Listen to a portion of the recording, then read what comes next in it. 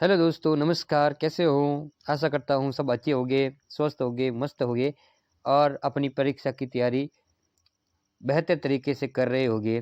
तो आपको मैं आज ऑनलाइन माध्यम से अपन ऑफलाइन तो हमेशा पढ़ते ही हैं, लेकिन आज हम ऑनलाइन माध्यम से मेरा प्रयास है कि मैं कुछ नया करूँ आपके लिए।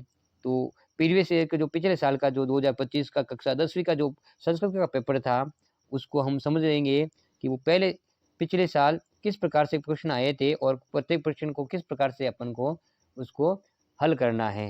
तो आइए देर नहीं करते हुए अपन परीक्षा के जो पेपर है उसको यहाँ से सामान्य निर्देश है जो आपने पढ़ लिए होंगे और आपने हमेशा पढ़ रहे होंगे कि ये पेपर है पिछले साल का 2025 का संस्कृत का जो 3.25 घंटे का होता है। इसमें सामान्य दिशा निर्देश होता है कि परीक्षार्थियों के लिए कि सभी परीक्षार्थियों को सर्वप्रथम अपने प्रश्न पत्र के ऊपर अपने रोल नंबर है वो अनिवार्य रूप से लिखने होते हैं और सभी प्रश्न करने अनिवार्य होते हैं और प्रत्येक प्रश्न का उत्तर है जो उत्तर पुस्तिका के अंदर ही देना है और प्रत्येक प्रश्न के अंदर भाग अलग अलग दिए हुए अ ब स द। तो प्रत्येक प्रश्न के जो भाग दिए हैं उसके अकॉर्डिंग प्रश्नों के उत्तर लिखने होते हैं। तो चलिए अपन प्रश्न का शुरू करते हैं और अपन बढ़ते हैं प्रश्न के पहले खंड में। तो पहले खंड में अपन पढ़ेंगे तो खंड आता है जिसमें 55 प्रश्न दिए होते हैं, जिसमें 1 से लगाकर 17 तक जो सब क्वेश्चन होते हैं उसको अपन सॉल्व करते हैं। तो प्रत्येक प्रश्न के आंसर हैं जो आप बारी-बारी से अपन उनके जवाब देंगे और आपको भी देने हैं। इस प्रकार आपका अभ्यास भी हो जाएगा, आपको एक अंदाज़ा भी लगेगा कि पिछले साल किस प्रकार का जो संस्कृत विषय का जो पेपर था वो किस प्रकार से था, सरल था, कठिन था। तो अपन आंकलन कर सकते हैं। तो पहला बहुविकलात्मक प्रश्न में पहला ही प्रश्न है का सभ्यताम निसर्गे समाविष्टा न स्यात्। तो इसका आंसर हो जाएगा पाषाणी। आंसर क्या हो जाएगा? पाषाणी। ये तो बड़ा डार्क ज़्यादा हो गया है।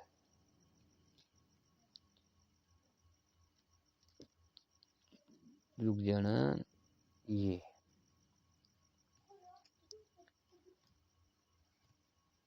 तो आंसर क्या हो गया? पाषाणी। तो पहला राइट हो गया।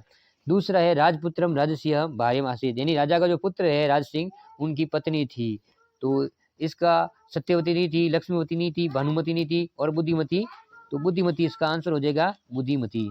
ठीक है, नेक्स्ट अपन चलते हैं आगे प्रश्न नंबर 3 की ओर।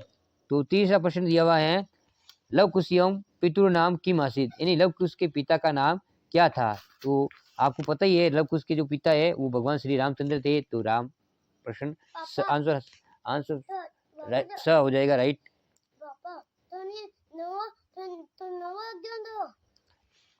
उसके मनुष्य नाम शरीर स्थित महान रिपु किम, यानी मनुष्य सॉरी चौथा है क क्षेत्र कर्षणम कुर्वन आसित, यानी कौन क्षेत्र यानी खेत के जुताई का कार्य करता था। तो कृषक, शिक्षक, धावक, वणिक। तो इसका आंसर हो जाएगा अ कृषक। फिर है मनुष्य नाम शरीर स्थित महान रिपु किम, मनुष्य के शरीर में स्थित महान शत्रु है दुर्बलता, सौंदर्यम, आलस्यम या उदगम। तो इसका आंसर हो जाएगा आलस्यम। फिर है निर्धन जन सवितैन सपुत्रम कुत्र प्रवेशम दायित्व सफलो जात, यानी गरीब व्यक्ति अपने धन से अपने पुत्र को कहाँ पर प्रवेश देने के लिए सफल हो जाता है। तो महाविद्यालय। आंसर हो जाएगा महाविद्यालय अ। जस्ट नेक्स्ट है आगे आपने क्वेश्चन नंबर 7 कस्य उपशमनस्य स्थिर उपाय न अस्ति, यानी किसके रोकथाम के स्थिर उपाय नहीं है। तो इसका जल प्लावन का होता है ज्वालामुखी, रोग से यानी रोग का, अज्ञान से यानी अज्ञान का, भूकंप से यानी भूकंप का। तो इसका आंसर हो जाएगा भूकंप के रोकने के स्थिर उपाय नहीं है। फिर है 8वां है प्रकृति ही प्लस एवं इतिस्य संधि पदम अस्ति, प्रकृति ह प्लस एवं। तो प्रकृति यहाँ पर आप देख रहे होंगे, मैं थोड़ा जूम करके बता देता हूँ आपको। देखो ये विसर्ग लगा हुआ है इसमें, यहाँ पर क्या लगा हुआ है विसर्ग। तो विसर्ग तो यहाँ हो जाएगा प्रकृति है प्लस एवं। तो इसका आंसर हो जाएगा, इसका सही आंसर हो जाएगा इसका प्रकृति रेव। तो ब इसका राइट ही आंसर हो जाएगा। नेक्स्ट है नवा है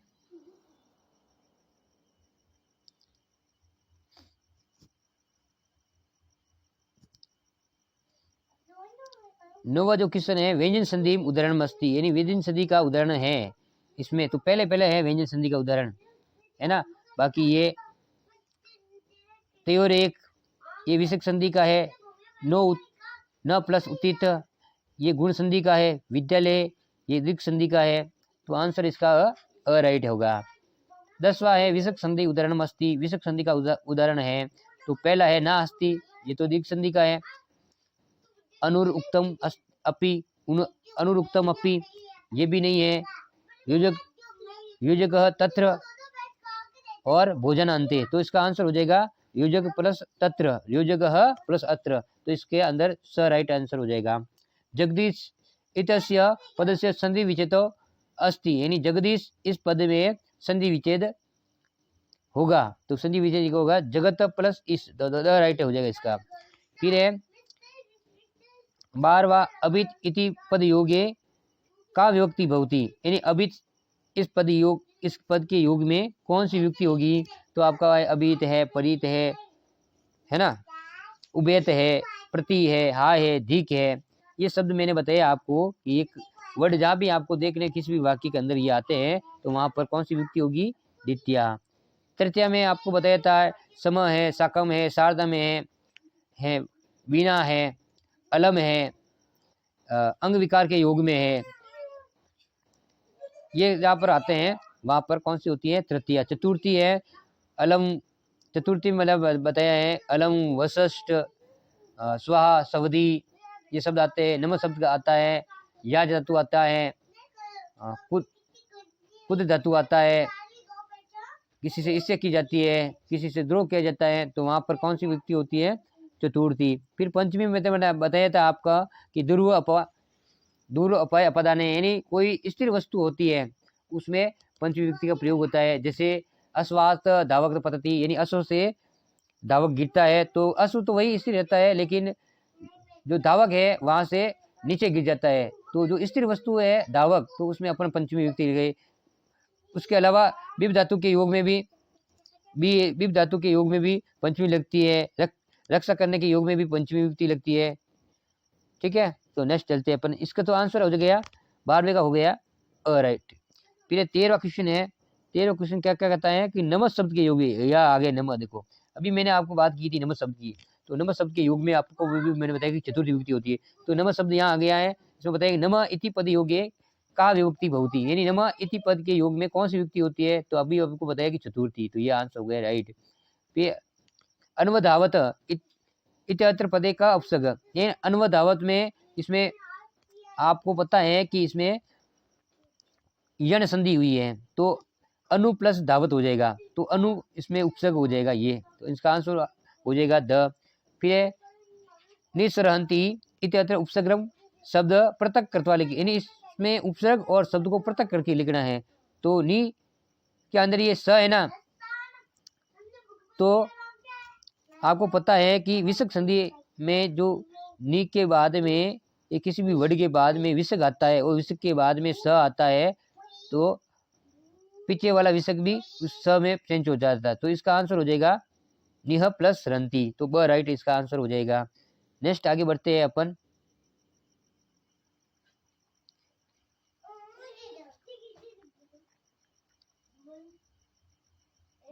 चौदह क्वेश्चन है लिख धातु लट लकारस्य रूपम अस्ति, तो इसका सही आंसर हो जाएगा लिखिष्यन्ति, ये लीट लकार का है। अलिखत, ये लंग लकार का है। लिखतु लोट लकार का है। लिखति, ये है लट लकार का, तो द राइट हो जाएगा।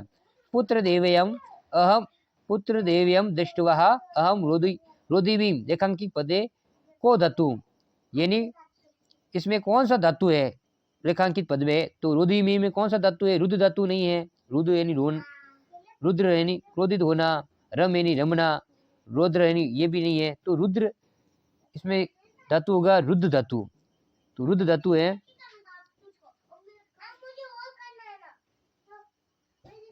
स, ठीक है, आगे चलते हैं अपन।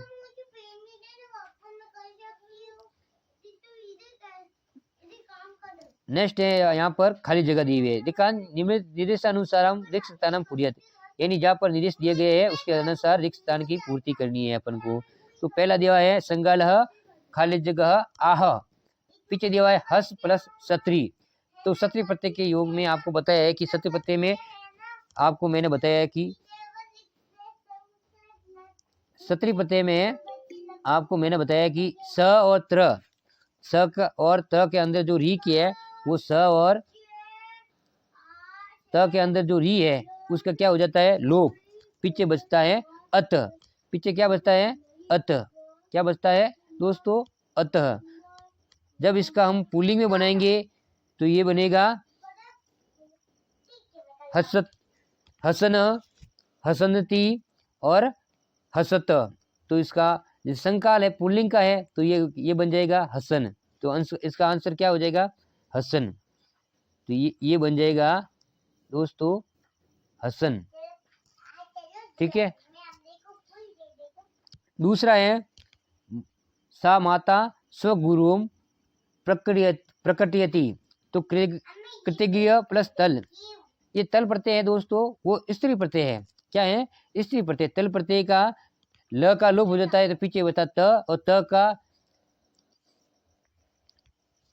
का ई बन जाता है, एक आदेश होता है, तो इसका त का क्या होता है कृतज्ञता, कृतज्ञता क्या वर्ड बन जाएगा कृतज्ञता, तो वर्ड बन जाएगा इसमें कृतज्ञता, कृतज्ञ स्त्रीलिंग में बनेगा कृतज्ञता, ठीक है। चलो आगे चलते हैं।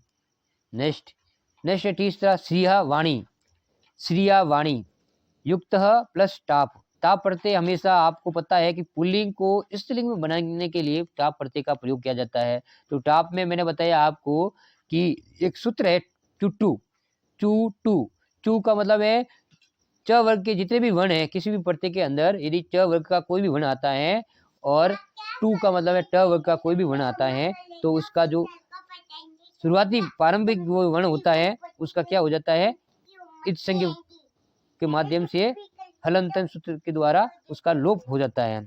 उसके बाद चुटू सूत्र के द्वारा उसका लोप हो जाता है। पीछे अंत में जो हलंत वर्ण होता है वो हमेशा इत संज्ञक होता है, उसका हलंतम सूत्र के द्वारा उसका प का भी लोप हो जाता है। तो ट और प का लोप हो जाएगा तो पीछे बचेगा इसमें आ।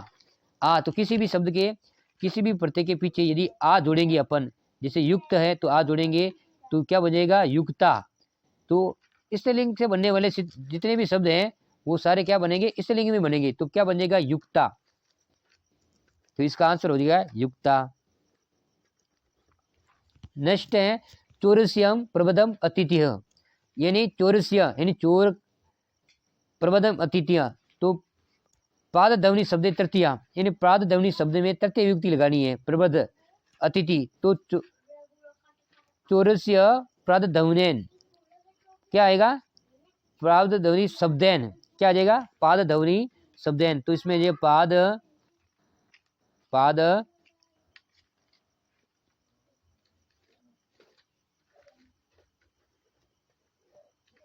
ध्वनि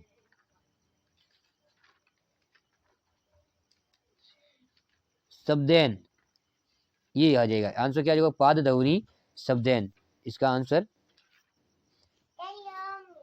अत्र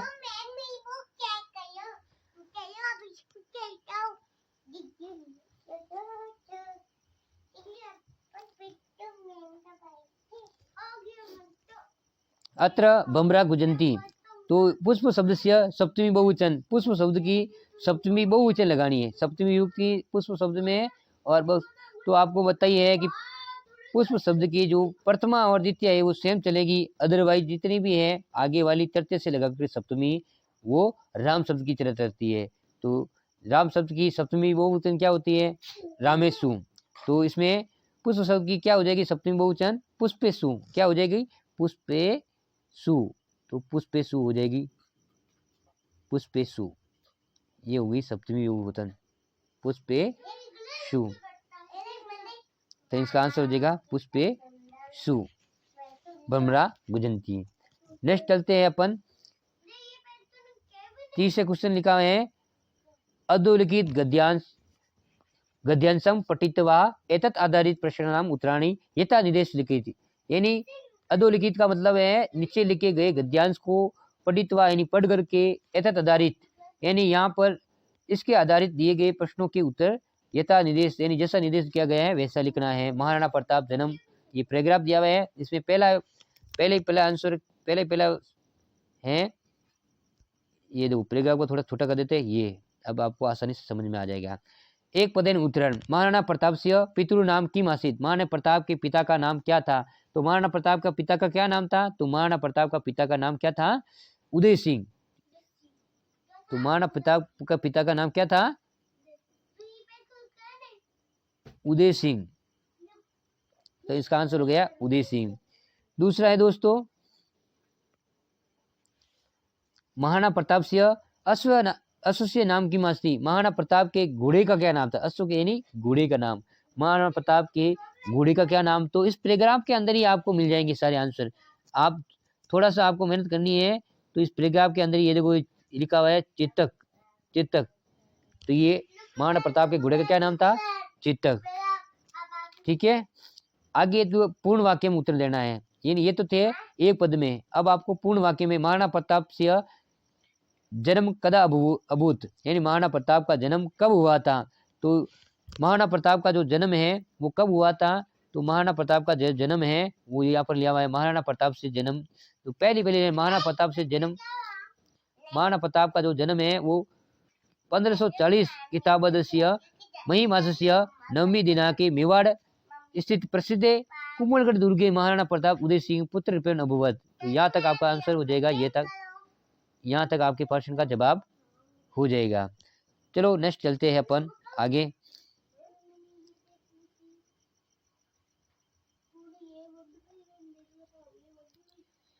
आगे लिखा हुआ है आपके प्रश्न का ग में दिया हुआ है अस्य गदांस्य समुचित शीर्षक, इस गदान का समुचित। तो दोस्तों अपन इस गदांश को अब अच्छी तरह से देखेंगे तो अपन बार बार किस व्यक्ति के बारे में बताया गया है, तो इसमें महाराणा प्रताप और मेवाड़ के बारे में बताया गया है। तो इसमें इस गद्यांश का जो समुचित शिक्षक हैं वो महाराणा उदय सिंह हो जाएगा, क्योंकि उदय सिंह के बारे में बहुत कुछ बताया इस महाराणा प्रताप में। उदय सिंह ने बारे में, तो इस गद्यांश का जो समुचित शिक्षक है वो महाराणा उदय सिंह हो जाएगा। चलो नेक्स्ट चलते हैं भाषिक कार्यम। भाषिक कार्यम वेरी इंपॉर्टेंट होता है, आपको उसमें समझने अपने विवेक के अनुसार इसके जवाब देने हैं। आपको उसमें आंसर सबको इस गद्यांश के अंदर ही आपको मिल जाएंगे। प्रसिद्ध गज इत्यस विशिष्य पदम लिखित, यानी प्रसिद्ध गज इत्यत्र विशिष्य पदम लिखित, इसमें आपको यहाँ पर विशिष्य पद लिखना है। तो दोस्तों विशेषण और विशिष्य, विशेषण वो होता है जो संज्ञा और सर्वनाम की विशेषता बताता है, वो क्या कहलाता है, विशेषण। और संज्ञा सर्वनामी क्या होता है, विशेष्य होता है। तो इसमें गज क्या है, संज्ञा शब्द है, तो ये तो हो गया विशेष्य। तो इसमें विशेष्य क्या हो जाएगा,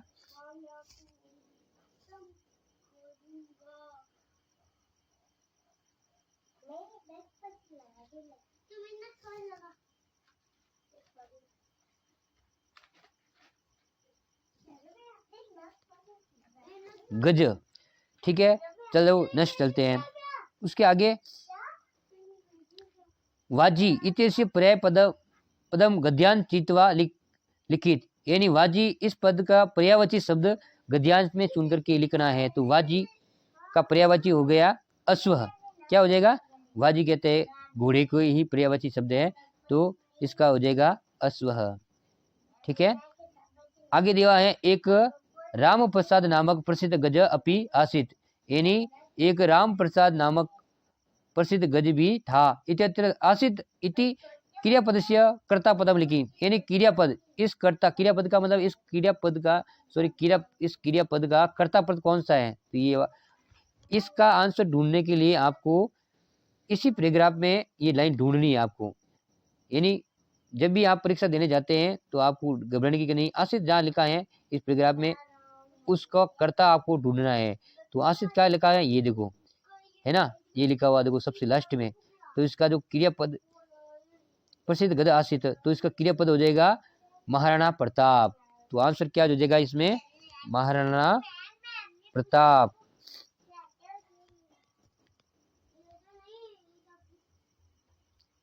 गज, सॉरी गज, इसका आंसर क्या हो जाएगा, गज। चलो आगे चलते हैं।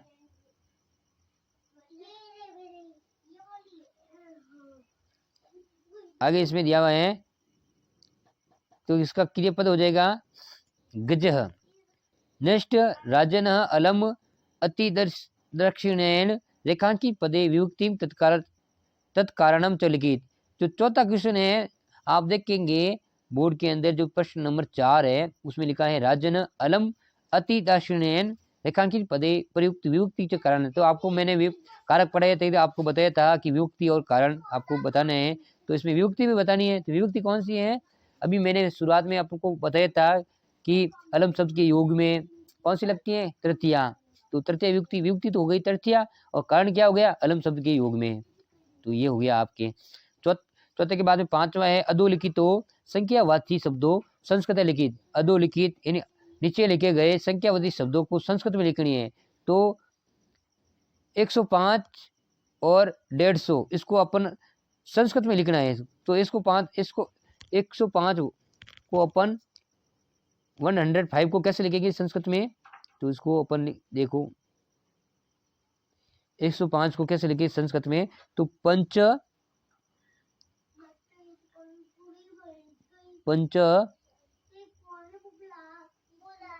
पंचधिक शतम यानी 5 अधिक 100। 100 से कितने अधिक है, 5, तो 105 ये हो गए। नेक्स्ट है 150। तो 150 को कैसे लिखेंगे, तो 50 को पहले लिखेंगे, तो 50 को कैसे लिखेंगे, 50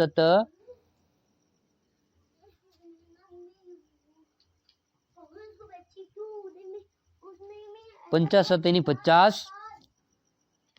अब अधिक कितने हैं, 100 से, तो 50 अधिक शतम,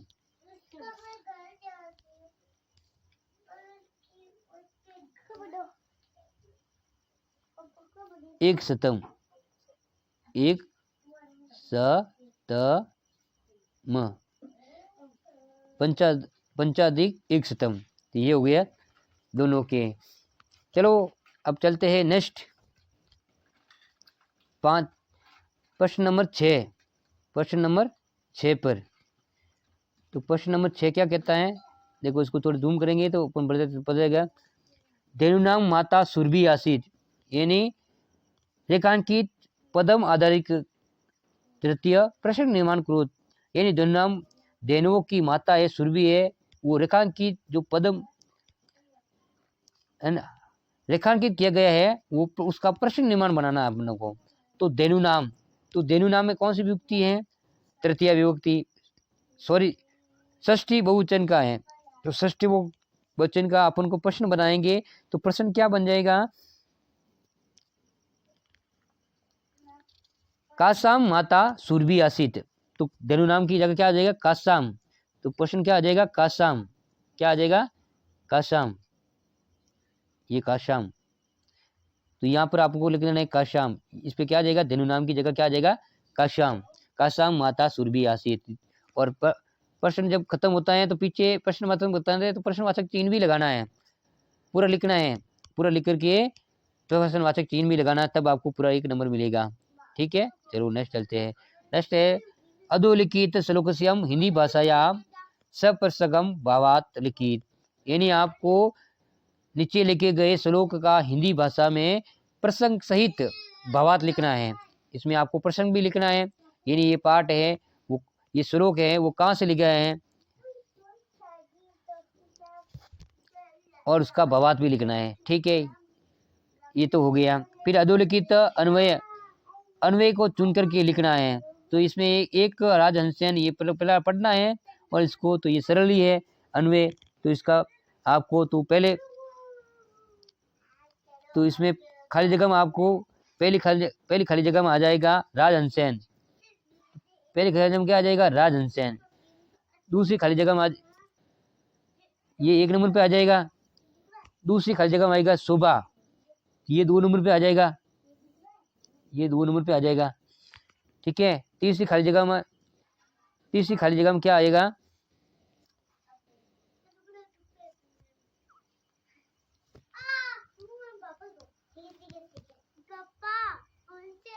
बक्सहस्त्रन, तो तीसरी में ये आ जाएगा, फिर चौथी में ये आ जाएगा परित, चौथी में क्या आ जाएगा परित। इस प्रकार से इस प्रश्न का जब अन्वय है वो हो जाएगा राइट। तो ये 2 नंबर का क्वेश्चन था।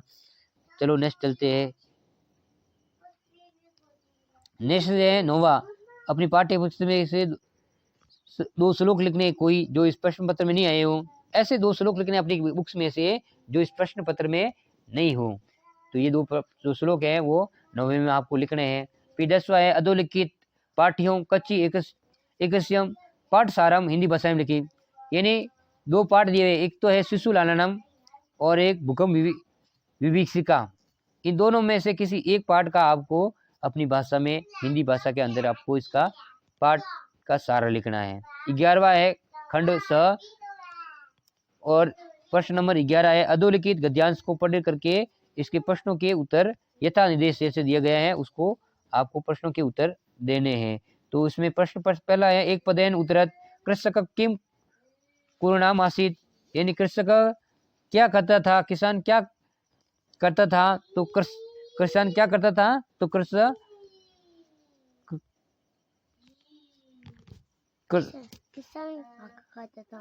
क्षेत्र कृष्णम, यानी खेत, किसान क्या करता था, खेती का कार्य करता था, तो क्षेत्र कृष्णम यानी खेत की जुताई कर रहा था। फिर है दूसरा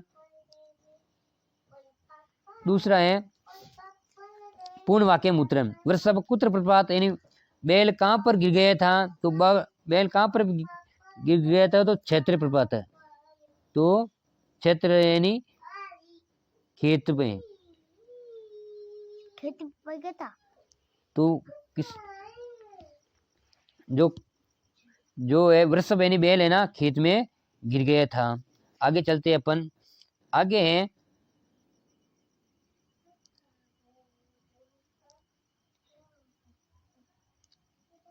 भाषा कार्यम किचित कृषकम इत्यत्र विशेषण पदम की, किचित कृषक, इसमें विशेषण पद कौन सा है, यानी विशेषण पद कौन सा है, तो विशेषण मैंने आपको अभी बताया था कि संज्ञा और सर्वनाम की जो विशेषता बनाने वाले शब्द होते हैं वही विशेषण कहलाते हैं। तो इसमें संज्ञा शब्द कौन सा है, तो संज्ञा शब्द कौन सा है, तो कचित, कचित क्या हो जाएगा, कचित, कचित, इसमें विशेषण कौन सा हो जाएगा, कचित। कुद्र बलि वद तम उठायो तुम बहुवारम यतन करोत इत्यत्र क्रियापदम किम, इस लाइन के अंदर आपको क्रियापद कहाँ पर ढूंढना है, क्रियापद कहाँ पर है, तो इसमें यह जो क्रियापद है वो क्रिया हमेशा लास्ट में होती है, तो क्रिया हो गई ये लास्ट में, अक्रोध क्या हो जाएगी, अकरोत, अक्रोध क्रिया हो जाएगी। चलो नेक्स्ट चलते हैं।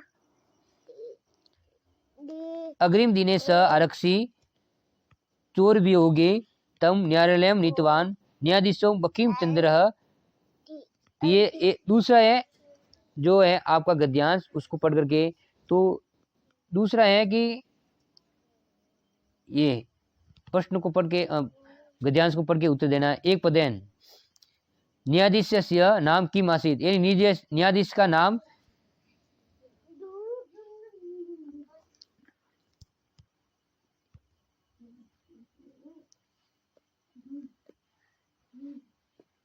क्या था, न्यायाधीश किम निर्तम सकतो, तो इस प्रकार से आप सब प्रश्नों के आंसर लिख सकते हो। अधोलिखित श्लोक पठितवाम एतद आधारित प्रश्नाम उत्तराणी लिखित, यानी अधोलिखित प्रश्न यानी नीचे लिखे श्लोक को पढ़ करके प्रश्नों के उत्तर है जो आपको देने हैं।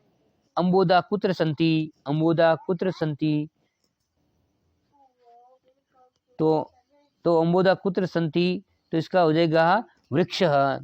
पूर्ण वाक्य में उत्तर देखना है। वर्षटी भी वसुधाम के आदरती, तो वसु भी वर्षधाम क्या आदरती, तो इसका अस्माभिम फल छायाम सर्वेतम वृक्षम सेवितम, इसका आंसर हो जाएगा।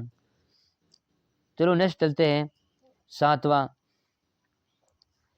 सातवां है भाषिक कार्यम, यानी गृजंती केंचित वृथा इत्यत्र क्रियापदम, इसमें क्रियापद बताना है। तो क्रियापद है गृजंती, क्या क्रियापद हो जाएगा?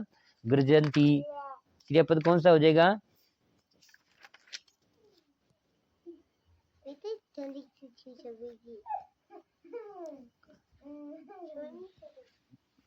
गृजंती क्रियापद हो जाएगा। फिर दीन वच इत्यत्र विशेषण वच, तो विशेषणम क्या हो जाएगा? वच। क्या हो जाएगा? वच। फिर यहाँ फिर सेवित तव्यम महावृक्षम फलम सायाम संवितम यदि देवार्थम फलम नास्ति सायाम कैन निवारिते। एक पद में उत्तर देना है। छायाम कद ददाति, छाया को कौन देता है? तो वृक्ष। फिर पूर्ण वाक्य में अस्माभिः कीदृशं वृक्षं सेवितव्यं, हमें भी किस प्रकार के वृक्ष की, तो अस्माभिः फल छायाम संवितम वृक्षम सेवितम, फल देने वाले वृक्ष की सेवा की तरह सेवा करनी चाहिए। फिर है पूर्ण वाक्य में अस्माभिः कीदृशं वृक्षं सेवितम, तो ये हो गया इसका फल छायाम संवितम। फिर है पूर्ण वाक्य उत्तरम भाष्यकार में महावृक्षम फल छाया मित्रम विशेषण पदम की, तो विशेषण पद कौन सा हो गया? तो विशेषण पद हो गया फल छाया संवित। दूसरा हो गया यदि देवार्थ फलम नास्ति इत्यत्र क्रियापदम किम, क्रियापद कौन सा है? तो क्रिया हो गया यहाँ पर अस्ति, क्रिया कौन सा हो गया? अस्ति। ये यहाँ पर लिखा हुआ है न प्लस अस्ति, दो लिखे हुए साथ में जुड़ा हुआ है, तो अस्ति इसका क्रियापद हो जाएगा।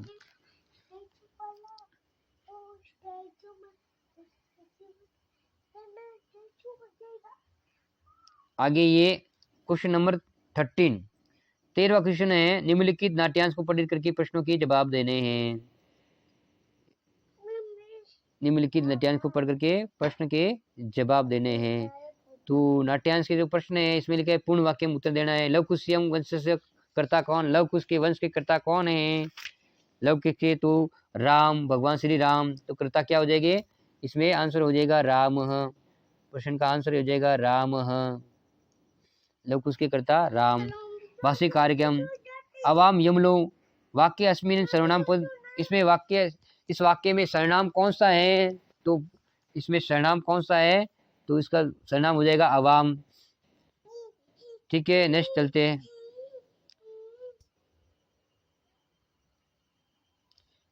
भगवान सहस्त्र भीम इति विशेषण पदम किम, इसमें विशेषण पद कौन सा है? तो इसमें विशेषण पद कौन सा है?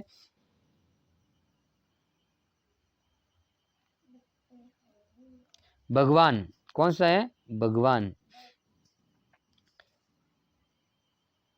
एक अथवा में दिया हुआ है और नाट्यांश दिया है, उसमें लिखा है वस्तुतः वनराज बहुतम अहम एव योग्यम इति का कथति, तो इसमें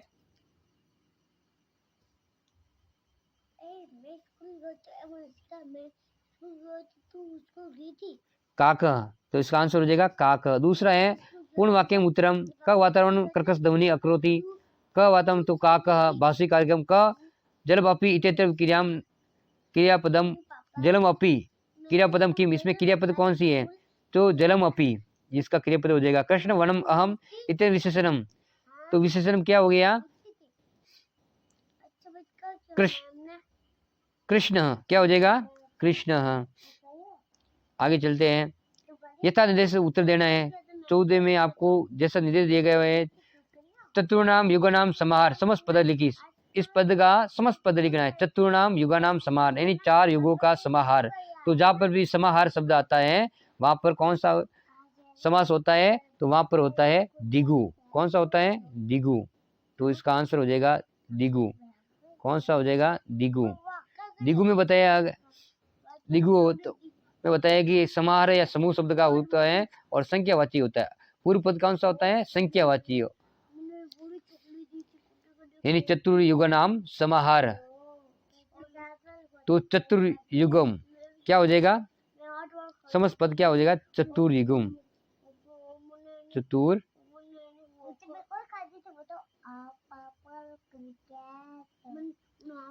युगम, चतुर्युगम, दिगु समाहार। चलो नेक्स्ट चलते हैं अपन। पितरो समास विग्रह लिखित, पितरो समास विग्रह लिखित, यानी पितरो शब्द का समास विग्रह लिखना है आपको। तो पितरो का समास विग्रह है इसका एक शेष द्वंद्व, क्या हो जाएगा, एक शेष द्वंद्व, तो द्वंद्व समाज हो जाएगा इसका। तो इसका हो जाएगा माता च पिता च, माता च पिता। यथाशक्ति समाज से नाम लिखित, यदि यथाशक्ति समाज का नाम लिख रहा है तो यथाशक्ति, यथाशक्ति का मतलब है शक्ति के अनुसार, तो शक्तिम समास इसका हो जाएगा समास शक्तिम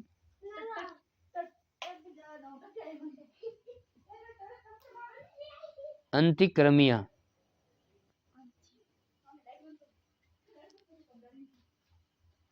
अव्ययभाव, कौन सा समास है ये, अव्ययभाव।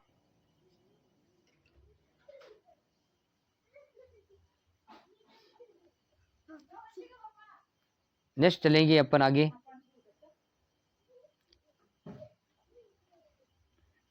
नेक्स्ट है 15वां, मनुष्याम पदते समुचित अव्यय पदम लिखित, यानी खाली जगह में दिए गए उसको अव्यय पद लिखना है। तो अव्यय पद क्या हो जाएगा, यथा मेघ गजंती तथा वर्षा भवंती, यानी जब वे मेघ गरजेंगे तब वर्षा होगी। तो इसमें क्या हो जाएगी, पहले में तदा, तब, तदा का मतलब होता है तब।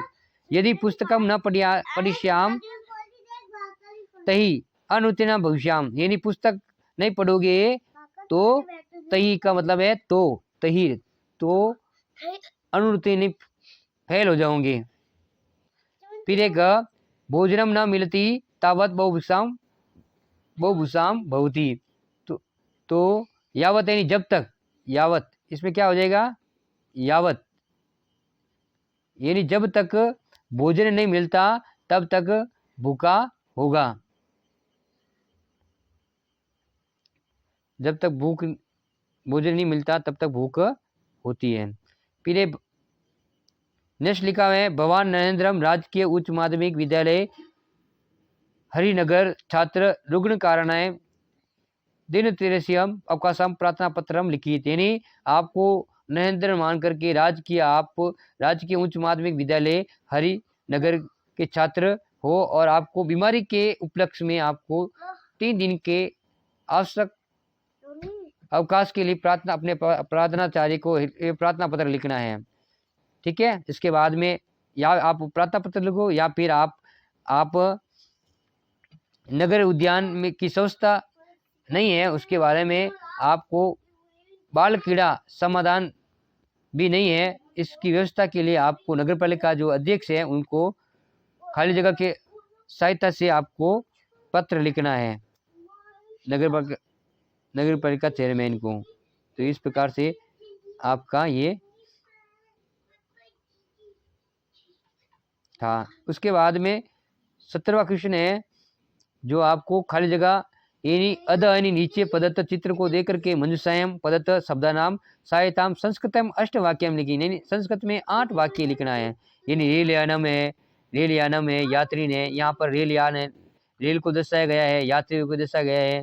आरोती यानी लाइन में पंक्तियां है, गच्छन्ति यानी जाते हैं, आगच्छन्ति यानी आते हैं, उपविष्टि यानी बैठे हैं। इस प्रकार से इन सभी का प्रयोग करते हुए आपको संस्कृत में वाक्य निर्माण करना है। या फिर आपको मंजूषा यानी खाली जगह का सारा लेकर के आपको पितृ पुत्रों के बीच में जो वार्तालाप है, संवाद, डायलॉग, वो आपको लिखना है। जैसे कि इसमें दिया है अध्यापक काठनियम व्यवस्थाम स्थानांतरम विषयम अंग्रेजी विषय समाचनम अध्ययनम। तो पिता योगेश, पिता कहते हैं ये जो थोड़ा बड़ा करते हैं, गोपेश त्व यानी तुम खाली जगह कथम प्रचलति, तो तुम तो पहले जो खाली जगह है उसमें आ जाएगा तुम अध्ययनम, क्या आ जाएगा, अध्ययनम, पहली खाली जगह में आ जाएगा अध्ययनम, तो इसका आंसर पहला आ जाएगा अध्ययनम 1। दूसरी जो है फिर है गोपेश कहता है हे पिता अध्ययनम तो, यानी अध्ययन तो समीचीनम यानी ठीक, अध्ययन तो समीचीनम क्या हो जाएगा, दूसरा हो जाएगा समीचीनम यानी ठीक चल रहा है, अध्ययन तो ठीक चल रहा है, प्रचलित चल रहा है। पिता कहता है को अपि विषयम एतदसम अस्ति यस्मिन त्वम, के पिता कहता है कोई भी वैसा इस प्रकार का है जिसमें तुम्हें काठिन्यम, तीसरा क्या हो जाएगा काठिन्यम यानी कठिनता का अनुभव होता है। तो गोपेश कहता है हाँ यानी हाँ। तो चौथे में आ जाएगा यहाँ पर अंग्रेजी विषय, चौथे में क्या लिखेंगे आम यानी हाँ, अंग्रेजी विषय मम स्थिति सम्यक नास्ति, अंग्रेजी विषय में मेरी जो स्थिति है वो ठीक नहीं है। ये तो ही अस्माकम विद्यालय अंग्रेजी विषय, क्योंकि ये तो ही का मतलब है क्योंकि अस्माकम यानी हमारे विद्यालय में अंग्रेजी विषय यानी अंग्रेजी विषय के अध्यापक, तो ये पांचवें में आ जाएगा अध्यापक नास्ति, अध्यापक नहीं है। तो पिता कहता है त्वम पूर्वम तो माम अस्मिनम, तो इसमें विषय छठे में क्या आएगा अस्मिन विषय न उक्तवान, यानी तुमने पहले तो मुझे इस विषय में नहीं बताया। तो गोपेश कहता है पूर्व तो अध्यापकम आसीत परम अधुनाम तस्याम स्थानांतरणम अनत्र अभवत, यानी पूर्व तो अध्यापक थे लेकिन अब है ना उनका जो स्थानांतरण है वो अनत्र यानी दूसरी जगह हो गया है। तो पिता कहता है अस्तु यानी ठीक है, अब तुम करते अध्यापक, मैं तुम्हारे लिए अध्यापक की व्यवस्था यानी व्यवस्था करिष्यामि यानी करता हूँ, करूँगा। तो ये हो गया आठवें में। तो इस प्रकार से ये प्रश्नों के जवाब देने हैं आपको, बढ़िया से जैसा पूछा जाता है वैसे आपको आंसर प्रत्येक प्रश्न के आंसर देना है। फिर लास्ट में जो 18वां क्वेश्चन है उसमें लिखा गया अधोलिखितेषु वाक्येषु किंचित चतुर्वाक्यानाम संस्कृत भाषा में, यानी यहाँ पर आपको 6 वाक्य दिए गए हैं, इसमें से आपको किसी 4 वाक्यों के जो आपको ढंग से आते हैं उनको आपको इनके जवाब देना है। तो पहला ही जवाब है विद्यालय के चारों ओर आम के पेड़ है। तो विद्यालय के चारों, तो इसका हो जाएगा विद्यालय से परितः, विद्यालयम परितः, परित शब्द के योग में द्वितीय लिखती है तो विद्यालयम परितः रसाल वृक्षा संति, विद्यालय के चारों ओर आम के पेड़ है। फिर राजा भिक्षुकों को भोजन देता है, तो नरपः भिक्षुकायम भोजनम ददाति, यानी राजा भिक्षुकों को भोजन देता है। मोर नाचता है तो हो जाएगा मयूरः नर्तयन्ति, हम सब रामायण पढ़ेंगे तो वयम रामायणम पढ़िष्याम। अयोध्या के राजा दशरथ थे तो अयोध्या से नृप दशरथ आश्रित, बालकों को मिठाई पसंद है तो बालका भया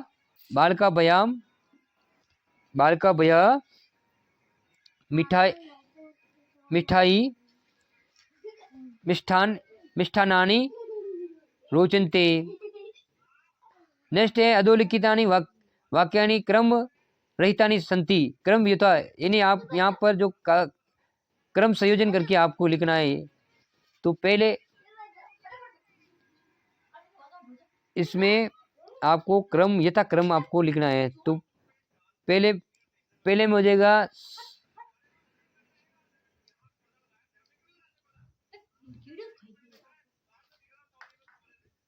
ये 1 नंबर पे हो जाएगा।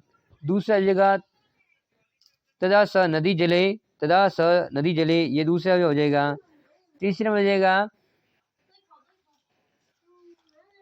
सॉरी ये थोड़ा सा मिस्टेक हो गया है यहाँ पर, तो अपन देखो वापस इसमें पहला में है एकदा, तो पहले जो कहानी स्टार्ट होती है वो हमेशा एकदा से स्टार्ट होती है, तो पहले में हो जाएगा एकदा, तो एकदा ये हो गया पहला। दूसरा हो जाएगा ये दूसरा स रोटिका मुख्य गृहीतवाम गचन आसित। तीसरा हो जाएगा ये हो जाएगा तदा स नदी जलम स्वप्रतिदम अप्रचत, ये तीसरा हो गया। चौथा हो जाएगा स कुकुर रोटिकाम,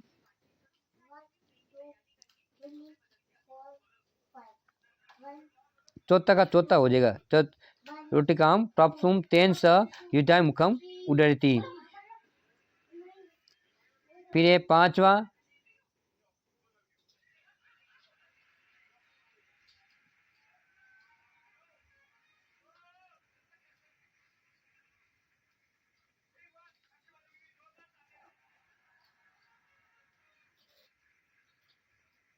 एक मिनट,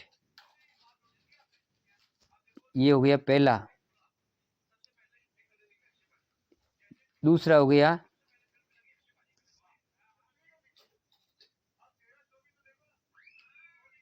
ये दूसरा।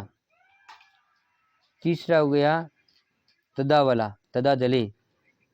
चौथा हो गया स्वप्रतिबंध, ये हो गया चौथा। पांचवा हो गया ये पांचवा। छठा हो गया ये छठवा। तो इस प्रकार से सभी के क्रम सभी व्यवस्थित कर दिए गए हैं। अब आगे चलते हैं अपन। नेक्स्ट है अध मंजुषायाम पदतः साहित्याम संस्कृतम षड वाक्यम धेनु महिमा विषय में, धेनु के महिमा के विषय में लिखना है। तो इस प्रकार ये प्रश्न जो सभी प्रश्न पत्र था 2025 का, जो कक्षा 10वीं का था, तो आपको बेस्ट ऑफ लक, सभी अच्छा करें।